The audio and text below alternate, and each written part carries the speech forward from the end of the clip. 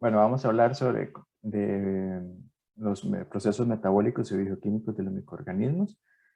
Tenemos la primera definición del concepto de metabolismo microbiano, que es el conjunto de procesos por los cuales los microorganismos obtienen energía y nutrientes que necesitan para vivir y reproducirse, y que obviamente estos procesos tienen un efecto importantísimo a nivel ecológico y en los ciclos bioquímicos de todo el planeta.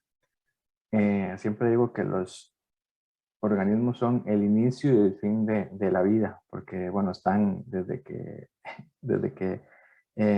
se genera la energía hasta que se recicla todo y remineraliza nosotros como todos los desechos de los otros organismos que se mueren.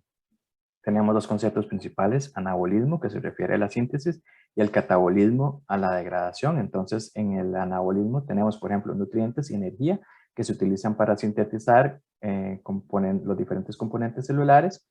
Y dentro de las fuentes de energía tenemos la luz solar, compuestos orgánicos, compuestos venenosos, moléculas inorgánicas, que son la fuente de energía, eh, con la cual se utiliza para degradar otros compuestos como grasas, carbohidratos, para producir más energía, productos de desecho, o se utiliza para el transporte de los mismos solutos. Nada más para recapitular, entonces en el anabolismo tenemos moléculas precursoras como aminoácidos, azúcares, ácidos grasos, bases nitrogenadas, que se utilizan para sintetizar eh, otras macromoléculas como proteínas, polisacáridos, lípidos, ácidos nucleicos, y que estos mismos también se pueden degradar por medio del catabolismo para producir energía y otros subproductos. Las enzimas, entonces tenemos endoenzimas que actúan en el interior de las células y exoenzimas que son sintetizadas para ser exportadas al medio extracelular. La ventaja de la mayoría de enzimas es que, bueno, al ser tan costosas de producirse, se tienen que reutilizar constantemente. Entonces, por eso es que una vez finalizada la reacción, la enzima se libera y se puede volver a utilizar. Muchas de las exoenzimas, por ejemplo, las de los hongos, que se utilizan para degradar los compuestos exteriores, que en conjunto se llama el secretoma, también permite degradar diferentes compuestos, son mucho más versátiles, a mi juicio, que las de las bacterias, entonces para degradación de contaminantes, por ejemplo. Algunos factores biofísicos y bioquímicos para el crecimiento de los microorganismos tenemos, bueno, estos dos son imprescindibles. Los bioquímicos son representados básicamente por los requerimientos nutricionales, mientras que los biofísicos están más relacionados con condiciones particulares del medio, como concentración de oxígeno, pH, temperatura, el potencial redox. Los microorganismos normalmente los asociamos, y una de las caracterizaciones principales es si son aerobios o anaerobios, pero sin embargo hay muchas otras características y categorías que se pueden dividir. Entonces, como todos sabemos, los microorganismos aerobios son aquellos que crecen en presencia de aire, oxígeno libre. Aquí lo tenemos lo vemos en el número 1. Luego tenemos en el número 2 todos los que son anaerobios, son los microorganismos que crecen mejor en ausencia de oxígeno. Es decir, si tuviéramos un tubo con medio cultivo y uno lo tiene sin agitación, uno ve que los aerobios se van a ir para arriba, los anaerobios se van para abajo. También tenemos microorganismos que son microaerófilos, es decir, que crecen mejor en bajas concentraciones de oxígeno. Aquí se ve como un nivel intermedio, o sea, no están en la capa superior, sino más bien en un nivel intermedio donde hay menos oxígeno. También tenemos lo que son anaerobios facultativos o aerobios facultativos, es decir, que un microbio ajusta su metabolismo dependiendo de la concentración de oxígeno que está creciendo. Por eso, otra vez en este tubo que está sin movimiento y hay un gradiente de oxígeno, estos tienen la capacidad de moverse, de vivir bien prácticamente en cualquier condición, porque tienen estas condiciones de adaptarse. Y también tenemos otros que se llaman anaeróbilos aerotolerantes, es decir, que son microorganismos que crecen de modo anaerobio y para fines prácticos no les importa la concentración de oxígeno que hay en el medio. Hay una historia, un paper lindísimo en un Nature que salió hace algunos años, en el cual una gente, bueno, es de las cosas que pasan en laboratorios todos los días, pero que a veces ellos tuvieron la visión de ver un poquito más allá. Resulta que estaban creciendo en el laboratorio, no sé, estaban trabajando con Escherichia coli, y resulta que y para estar estudiando Escherichia coli necesitan estar en agitación. Un fin de semana resulta que se fue la luz y que el Escherichia coli, dejaron todo el fin de semana el tubito de Escherichia coli, y cuando regresó la siguiente semana vio que había una colonia, y era una sola, todo fue a partir de una sola colonia, y el investigador vio que había una colonia que se fue para arriba y otra colonia que se formó abajo. Entonces, a partir de una sola célula individual que tenían en cultivo, vio como un proceso de evolución para adaptación a las condiciones de oxígeno, y que ocurrió literalmente en un fin de semana, ¿verdad? Eh, y entonces, bueno, a partir de ahí describieron una cantidad de genes y cómo una evolución rapidísima de una comunidad para tolerar a diferentes condiciones de oxígeno, y a partir de una sola célula. Para que vean ustedes la capacidad que tienen las bacterias también de muchas, de poder adaptar sus condiciones, su metabolismo a las condiciones del medio. En cuanto a los elementos requeridos para el crecimiento microbiano, entonces tenemos los macronutrientes, en primer lugar carbono, nitrógeno, fósforo, hidrógeno, oxígeno, azufre, potasio, magnesio, calcio, sodio, hierro, y tenemos micronutrientes, y además de eso los microorganismos necesitan factores de crecimiento, vitaminas, aminoácidos, purinas, pirimidinas. Lo vamos a ver más adelante, pero aunque uno podría crecer los microorganismos digamos, en medios muy básicos, que nada más tengan azúcares, lo ideal es agregarle vitaminas, aminoácidos y otras cosas que normalmente están cuando uno hace cultivos se llama, que normalmente están en extracto, lo que se llama el extracto levadura. Algunos microorganismos también requieren metales que son los responsables y están presentes en 2/3 de las enzimas principales que intervienen en los procesos metabólicos. Entonces, no sé, iones metálicos como hierro, cobre, y bueno, y otros son muy, muy, muy importantes. Aquí quisiera retomar un poco, hablar sobre los medios de cultivo clásicos y retomar lo que en la presentación anterior de Andrés habló sobre la estrategia, es tratar de crecer la mayor cantidad de microorganismos. Por mucho tiempo, los microbiólogos se enfocaron en tener medios de cultivo. Y cultivar los diferentes organismos aerobios, anaerobios, etcétera. Y de un pronto a otro se empezó con el ADN, y entonces la gente empezó a utilizar ADN y dejó de cultivar los microorganismos.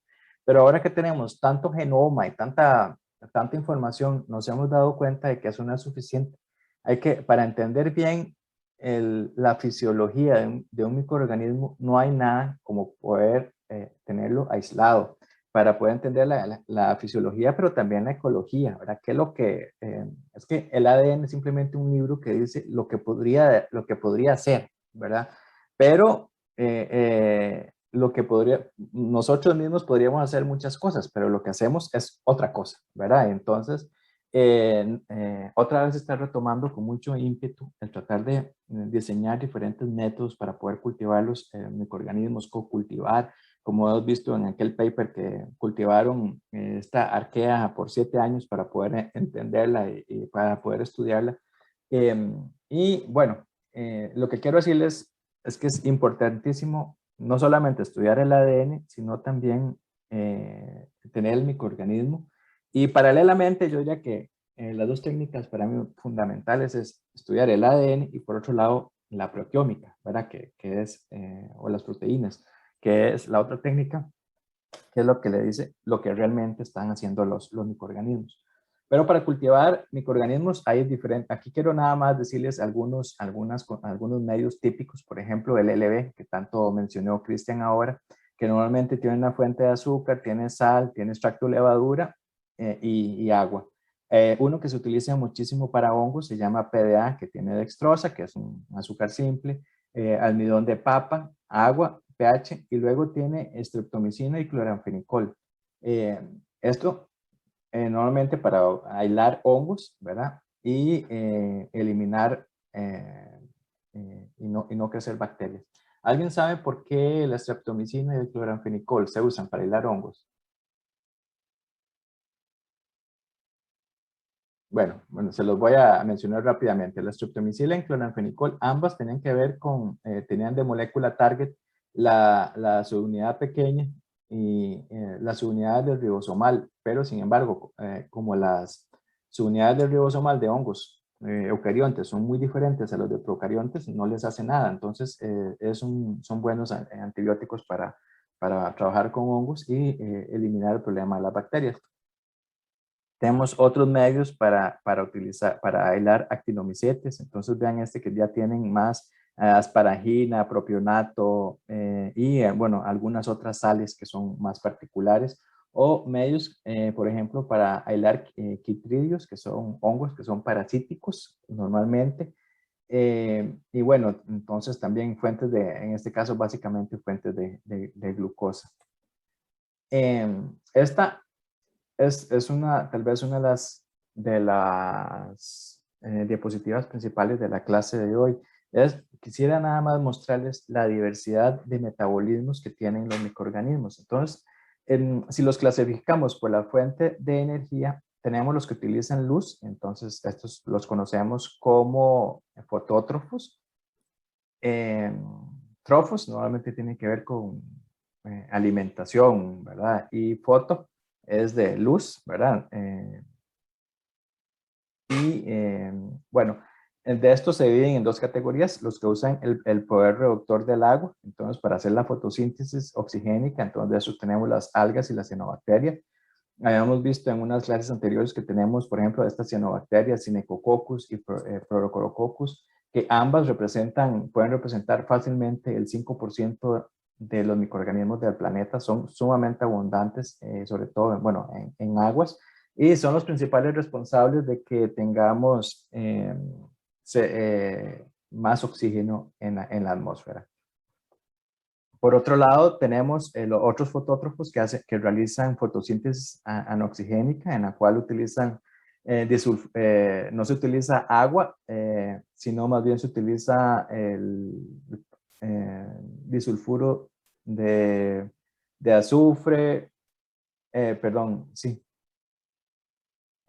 disulfuro de oxígeno, azufre o hidrógeno. Entonces, dentro de esos tenemos de los organismos mucho más interesantes como Chloroflexus, ¿verdad? Que inclusive tiene la capacidad de realizar, cuando hay luz, realizar un tipo de fotosíntesis, cuando no hay luz, realizar otro tipo, o que utilicen estos otros compuestos como Rhodospirillum o Rhodobacter.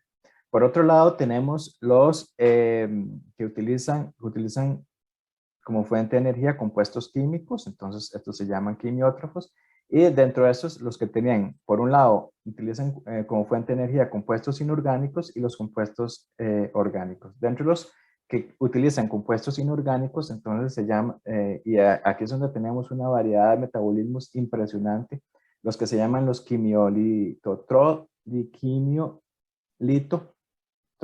es decir, quimio de químico, lito de piedra y trofos de alimentación, ¿verdad? Entonces, dentro de esos tenemos algunos grupos que utilizan otra vez disulfuro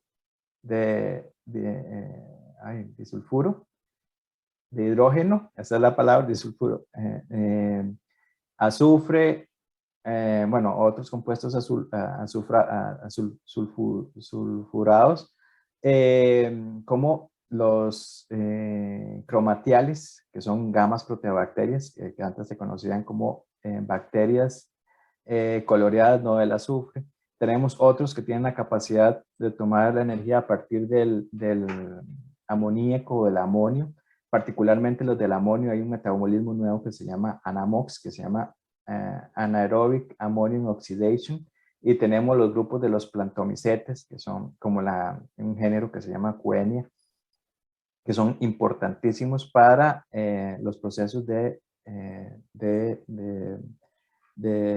remediación en aguas y utilización de todos los compuestos. Otros compuestos, otros organismos que pueden utilizar como fuente de energía el hierro, el nitrito, inclusive el mismo hidrógeno. Por otro lado, los que utilizan como fuente de energía los compuestos orgánicos, entonces se llaman quimio-organótrofos, y que, bueno, en otras terminologías podríamos decir que son simplemente heterótrofos.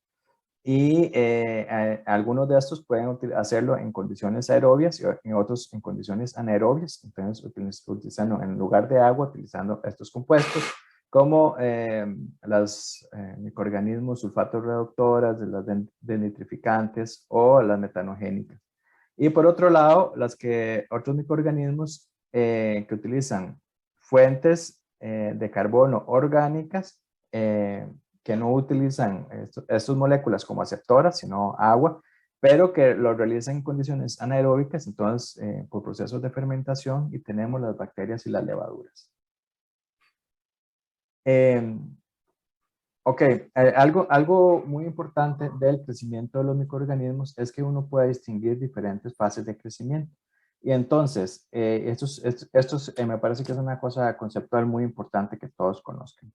Normalmente uno pone, digamos que vamos a poner una bacteria a crecer y la vamos a poner a crecer en un medio líquido con agitación, y entonces uno agrega una concentración, una densidad muy baja de células.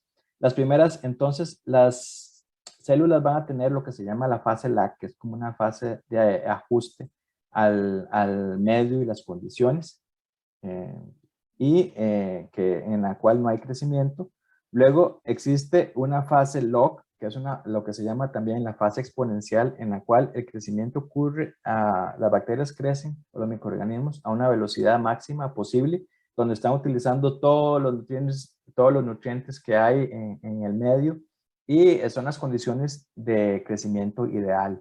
Uno inclusive habla de fase experimental, fase exponencial media o fase exponencial tardía. Digamos que los microorganismos tienen las mejores condiciones para crecimiento ahí, entonces ahí están saludables, hay suficientes nutrientes.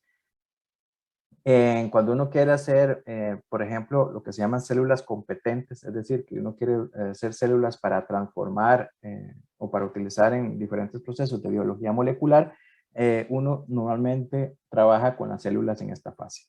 Luego de esta fase llega un momento en que la capacidad de carga del ecosistema, sea el tubo de ensayo con medio cultivo, se empieza a agotar. Entonces las bacterias, digamos que aplanan su crecimiento. Entonces, durante la fase estacionaria, la tasa de crecimiento disminuye como consecuencia del agotamiento de nutrientes y la acumulación de productos tóxicos. La tasa de crecimiento se iguala con la tasa de muerte. Y inclusive existe una fase que se llama de muerte, en la cual ya los microorganismos se quedan sin nutrientes, tienen a veces una sobreacumulación de productos tóxicos, entonces los cultivos se pueden morir. Estas fases son típicas, ¿verdad? De todo crecimiento de cualquier microorganismo, pero bueno, ustedes la han visto como en ecología, como la fase tiene cierta similitud, ¿verdad? Que la que uno ha visto del crecimiento de las poblaciones y las comunidades, lo mismo pasa en microorganismos. Perdón, hasta aquí, no sé si tenemos alguna duda. Continúo. Dentro de los ciclos biogeoquímicos, entonces se definen como el movimiento de los elementos, carbono, nitrógeno, oxígeno, hidrógeno, azufre, fósforo, entre los seres vivos y el ambiente. Y entonces lo que quisiera es que hay la biosfera, bueno, entonces tenemos la parte del agua, el aire y la litosfera, y tenemos los microorganismos viviendo en los tres ambientes, y hay una gran recircularización de todos los elementos. Y bueno, hay una serie de procesos de producción y destrucción que involucran cambios en los estados de oxidación de los elementos, y los microorganismos son conocidos y son, de hecho, el principal motor de los ciclos bioquímicos. El primero, que es ampliamente conocido por ustedes, es el ciclo del carbono. Entonces, tenemos fuentes y sumideros. Empecemos tal vez por las plantas que absorben el carbono. Luego tenemos consumidores primarios, consumidores secundarios, y cuando estos mueren, tenemos organismos detrívoros que los degradan. Luego tenemos bacterias que también los pueden degradar.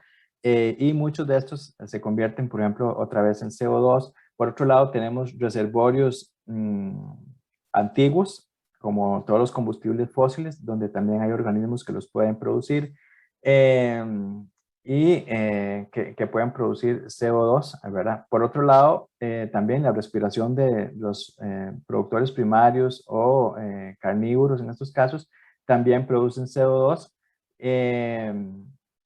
Por otro lado, eso está, hay tal vez un sesgo, ¿verdad? Pero por otro lado, tenemos el CO2 que se produce y que se fija en la atmósfera. Entonces, en los océanos, que tenemos las cianobacterias y las diatomeas, que como les dije en alguna vez anterior, el carbono fijado en los océanos es por mucho más amplio que el carbono fijado en los ecosistemas terrestres, aunque también se da la producción de CO2.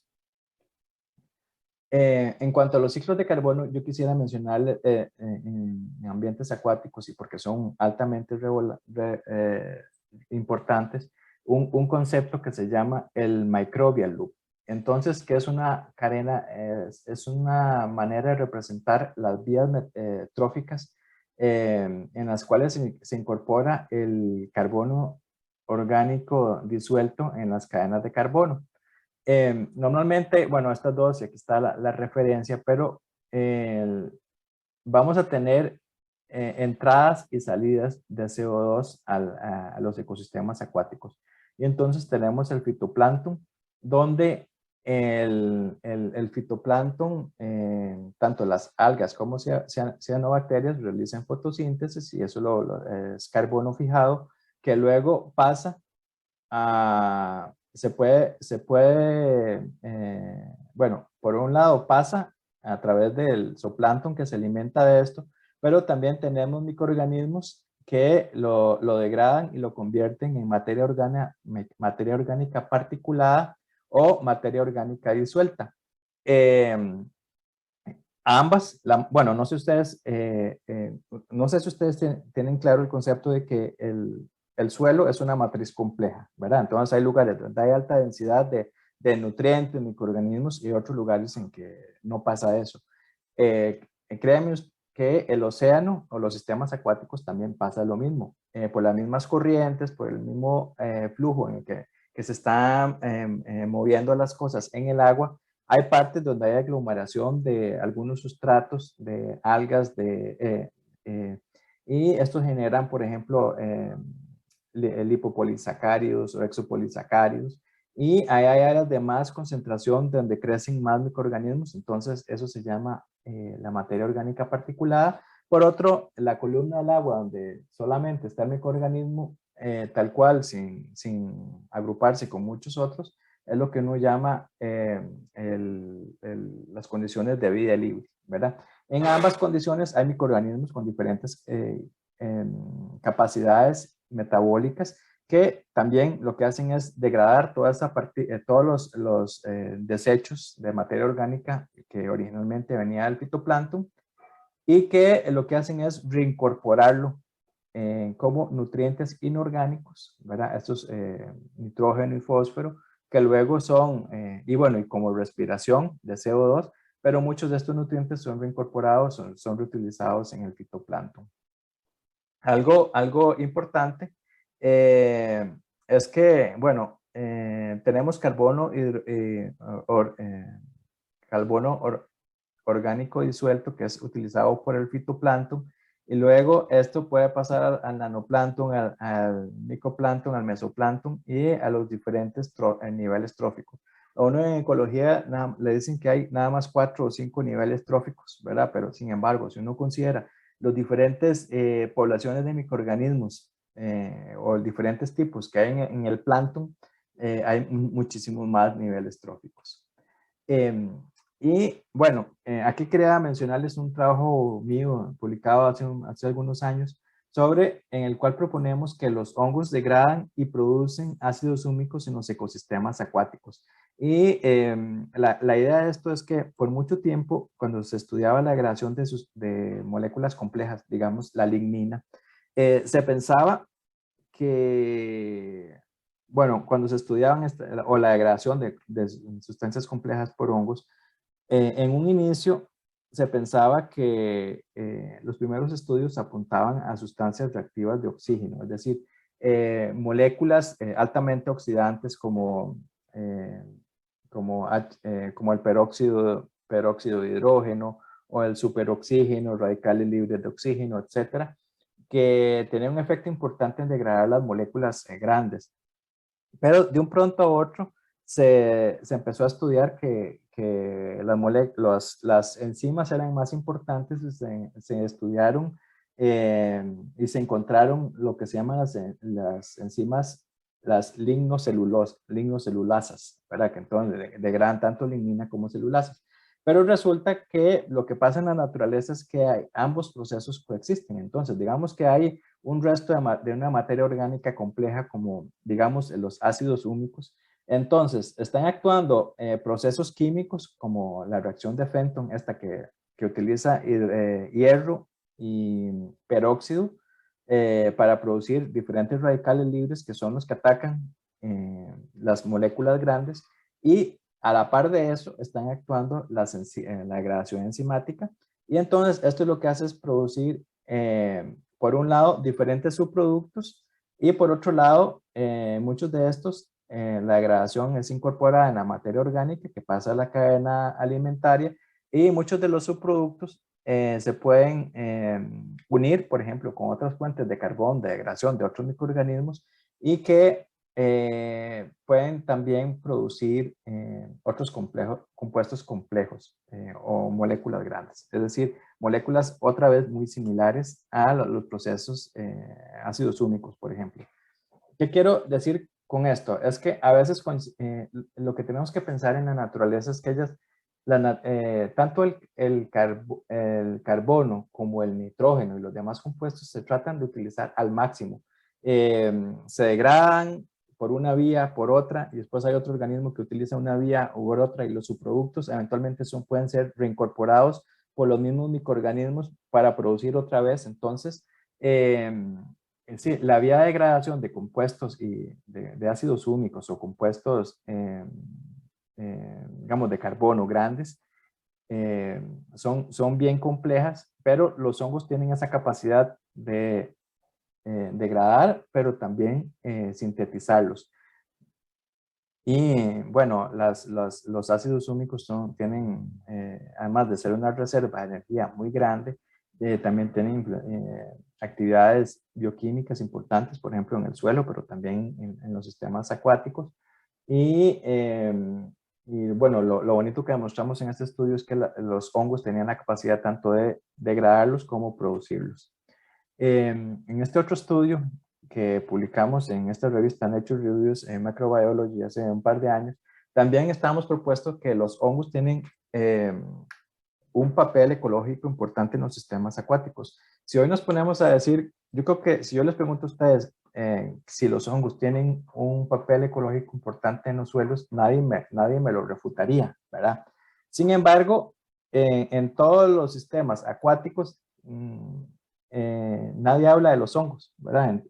O muy poca gente habla en los hongos. Entonces, desde hace algunos años nosotros empezamos a proponer que los hongos tenían un papel acuáticos, tienen un papel ecológico equivalente al que tienen en los sistemas terrestres.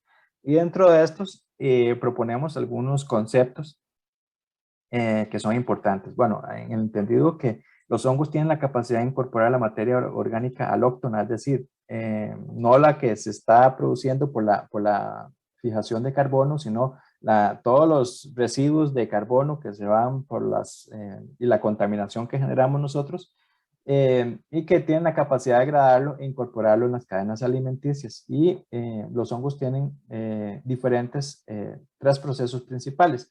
Uno es que la materia alóctona, es decir, todos, digamos, restos de hojas, pero también contaminantes, los hongos tienen la capacidad de poder degradarlo, producir, de incorporarlo en su material, en su estructura, y que estos hongos pueden ser, pueden ser comidos por el zooplancton y después el zooplancton por los peces, y así suben en las cadenas tróficas. Por otro lado, los hongos degradan muchos de los compuestos alóctonos de carbono y estos se sedimentan hacia los fondos marinos. Y no sé si ustedes han escuchado el concepto de marine snow, pero se ve como una nieve en los sistemas marinos, y hasta se ha filmado lindísimo. Ahora todos los desechos de la materia orgánica se van pasando como si fueran pequeñas moronitas, ¿verdad? De comida que han sido degradados por los hongos, y que una vez en y entonces esta degradación por hongos y las bacterias que provocan esta caída es lo que nosotros llamamos el microflux, y que una vez que están en los sedimentos, también hay otros hongos y hongos filamentosos, algunas levaduras y otras bacterias que retoman ese carbono y que además sirven de alimento para los otros macroinvertebrados. Entonces, aquí, y luego estos pueden migrar para arriba y que se los pueden comer los peces, pero entonces lo que se llama el benthic shunt, ¿verdad? Que es una subida de carbono a partir de los ecosistemas bénticos y que sirve para retroalimentar las cadenas tróficas. Y por otro, tenemos un concepto que se llama microloop, es que el fitoplancton, por ejemplo, hay muchas diatomeas que no son consumidas por el zooplancton. Sin embargo, hay diferentes hongos parasíticos que tienen la capacidad de degradar el fitoplancton, y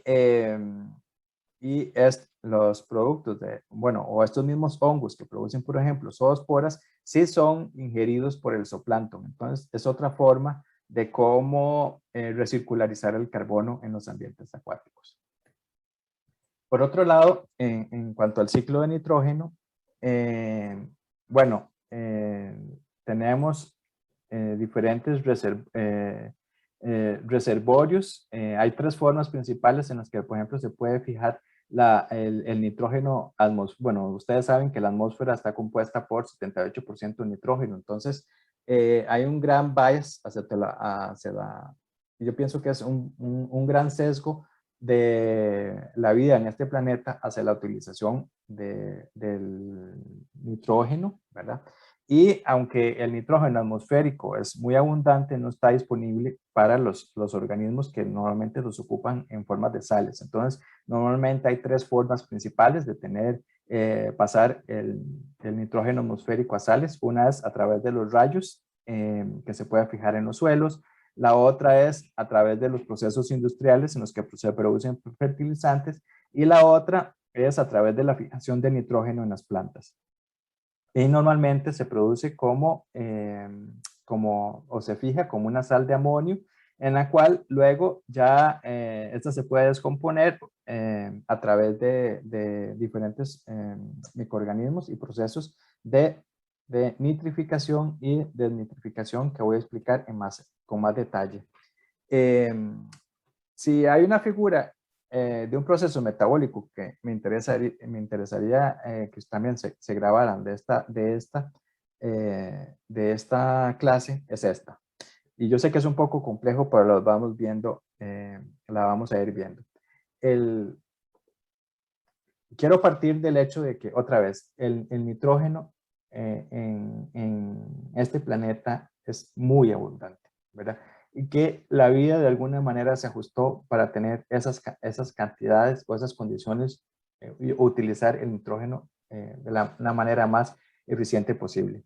Además, quiero decir que hay grandes diferencias en cuanto a la cantidad o la relación entre nitrógeno y carbono en los organismos o los microorganismos que viven en el agua o en ambientes terrestres. Entonces, de alguna manera, la relación, por ejemplo, por cada átomo de nitrógeno que hay en microorganismos en ambientes acuáticos, se dice que hay 6 de carbono. Sin embargo, en los ambientes terrestres esa relación es mucho más amplia, no solamente microorganismos, sino ya hablamos con macroorganismos o plantas. La relación de nitrógeno con respecto digamos, carbono es 1 a 40. En una planta hay una molécula de carbono, perdón, una molécula de nitrógeno por 40 una de nitrógeno por 40 de carbono, ¿verdad? Para que vean que los procesos han, digamos, llevado de una manera diferente y que a lo largo de la vida y la evolución del planeta hay diferentes procesos que se han llevado a cabo, pero en los ambientes acuáticos, como esta relación es menor, el nitrógeno tiene que ser mucho más eficiente. Se distinguen y vamos a tener procesos de oxidación, ¿verdad? Y procesos de reducción. Y vamos a ir viéndolo tal vez uno a uno. Tenemos uno de los principales procesos de transformación de nitrógeno se llama la fijación de nitrógeno, que consiste básicamente, que lo tenemos aquí como el 1, ¿dónde está el 1? Que es básicamente pasar de nitrógeno gaseoso a amoníaco o amonio, ¿verdad? Ese es el principal. Entonces, estos lo realizan las cianobacterias, las diatomeas, ¿verdad? O también las plantas. Perdón, las cianobacterias o las diatomeas, ¿verdad? Que tienen esa capacidad de fijar nitrógeno. Por otro lado, tenemos el otro proceso que se llama nitrificación. La nitrificación es pasar otra vez, de esta sal a, este es el número 2, vamos a pasar de amoníaco a óxido nitroso, ¿verdad? O de óxido nitroso a nitrito, o a nitrito, o de nitrito a nitrato, ¿verdad? Entonces es pasar son condiciones de oxidación hasta llegar a un nitrato. Por otro lado, tenemos el concepto de nitrificación, ¿verdad? Que empieza en 5, en el cual tenemos el nitrato, lo volvemos a pasar a nitrito, el nitrito lo podemos pasar a ácido nítrico, ¿verdad? En algunos casos se puede pasar a óxido nitroso, ¿verdad? O directamente a nitrógeno en su forma gaseosa. En términos simples, el nitrógeno, estamos transformando el nitrógeno gaseoso en una sal. La nitrificación es pasar esa sal a un nitrato. Y la denitrificación es llevar de este nitrato a el nitrógeno atmosférico. Tenemos otras reacciones como la anamox, que esta es una oxidación de amonio en condiciones anaeróbicas, que es un proceso que se descubrió relativamente reciente en plantomicetes, particularmente en plantas de tratamiento. Y bueno, otros procesos de fijación o el paso de una molécula a otro. Pero lo que quiero resumir con esto es que, bueno, hay 3 grandes procesos, pero y particularmente en sistemas acuáticos, el nitrógeno que la forma, existen enzimas para agregar los diferentes compuestos que contienen nitrógeno, y la idea es que sea lo más eficiente posible, y entonces la tendencia es a que los sistemas se mantengan estables. Eso, digamos, no sé, en un océano pristino. Sin embargo, por ejemplo, tenemos plantas de tratamiento donde esas no son las condiciones, ¿verdad? Más bien tenemos una entrada de nitrógeno altísima, y entonces ya lo que se está planteando es la utilización de hacer un poco de ingeniería del metabolismo de microorganismos para aprovechar al máximo el nitrógeno y poder evitar, por ejemplo, la presencia de tantos sales que lo que hacen es crear condiciones eutróficas, ¿verdad? Entonces, que podrían crear un problema ambiental muy grande. En cuanto a la remoción de nitrógeno en plantas de tratamiento, entonces hay dos procesos principales. El primero, que es nitrificación, que como les dije, pasar de amonio a nitrito, de nitrito a nitrato, o la denitrificación, que es la continuación de pasar de ese nitrato a nitrito a eh, óxido nítrico a óxido nitroso a nitrógeno atmosférico. Y entonces, algo que se ha encontrado es que, como les mencioné, hay diferentes microorganismos. Entonces, por ejemplo, tenemos aquí, la entrada de NH4 y, por ejemplo, hay esta Kuehnia, que es un microorganismo interesantísimo, que es un plantomicetes que tiene la capacidad de utilizar el NH4 y además el nitrito para producir como fuentes de energía y para hacer su anabolismo, pero además que como su producto genera el N2, nitrógeno atmosférico. También hay otros, esto lo hacen en condiciones anaerobias. Sin embargo, aquí hay otros organismos como nitrosomonas o metilomonas, que son organismos que lo hacen en condiciones aerobias, que degradan el NH4 y lo transforman en condiciones de oxígeno y lo pueden producir en formar nitritos, ¿verdad? Estos nitritos inclusive entonces pueden ser utilizados por otros organismos. Vean este otro también que me parece maravilloso, que es un metilomirabilis, que tiene la capacidad de usar el nitrito y además el metano y para transformarlo, utilizarlo para su metabolismo normal y además producir nitrógeno gaseoso.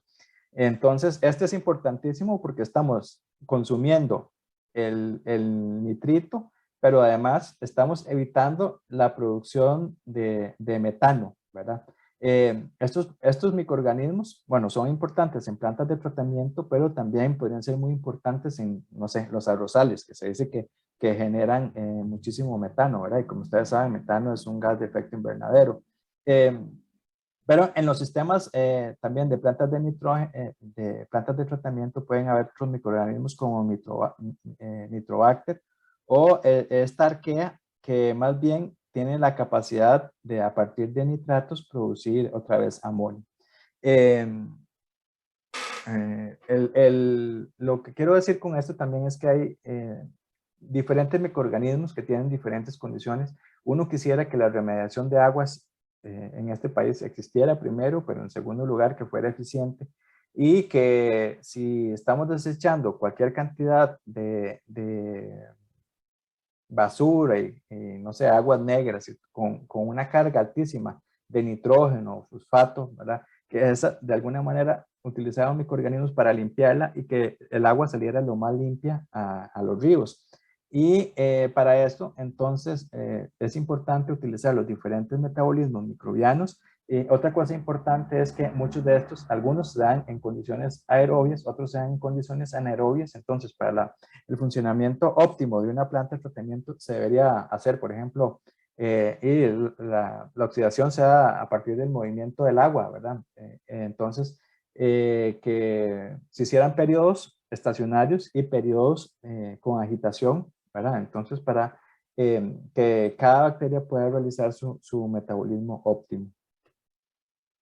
Tenemos otros procesos de transformación de nitrógeno en redes microbianas. Aquí es básicamente la que se llama la fijación de carbono por rizobios, que entonces tiene la capacidad de transformar el nitrógeno atmosférico en amonio, y a partir de amonio, bueno, esto es una simbiosis, la planta le da carbono a los microorganismos y los microorganismos le fijan ese nitrógeno y le producen sales que le sirven de alimento, ¿verdad? Y que a partir de ahí es una entrada importantísima a los sistemas biológicos terrestres, y que en el caso de las leguminosas le puede dar alguna ventaja evolutiva. Luego, este nitrógeno obviamente en algunos casos se puede exudar o se puede compartir con otros microorganismos del sistema.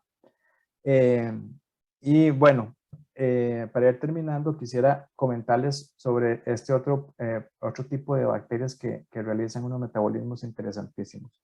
Estas las llaman cable and nanowire bacterias. Son dos tipos de bacterias que pertenecen al género de Geobacter, que son el Beta-proteobacterias, y que son unas bacterias que literalmente tienen la capacidad de crear un tipo de cables eléctricos, como si fueran cables de cobre, por ejemplo, en el cual pueden desacoplar espacialmente la oxidación del sulfito con la reducción del oxígeno, canalizando electrones a lo largo de los filamentos. Y, por ejemplo, entonces, normalmente estas bacterias lo que hacen es oxidar, y estas las he encontrado, por ejemplo, en arrozales que se dan en terrenos anegados, donde las capas profundas son anaeróbicas y obviamente las superficiales son más aeróbicas. Entonces, las bacterias en las condiciones más anaeróbicas realizan la oxidación del sulfito para producir sulfato y además electrones, y estos electrones son transportados por estos cables que si los vemos aquí en un corte transversal, vea que tenemos la bacteria y que tienen como una envoltura y en medio de esa están todos los cablecitos por los cuales se transmiten los electrones.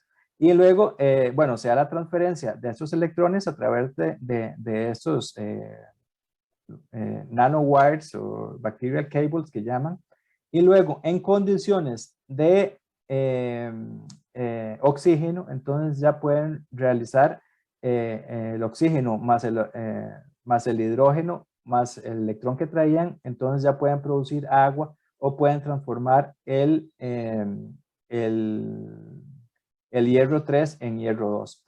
Algo importante, particularmente en sistemas de arrozales, es que en estos procesos de oxidación, en donde se pasa de sulfito a sulfato, resulta que para otros microorganismos que están en estos mismos suelos, que se llaman metanogénicos, es decir, que producen metano, si hay mayor cantidad de sulfato, compiten por el metano.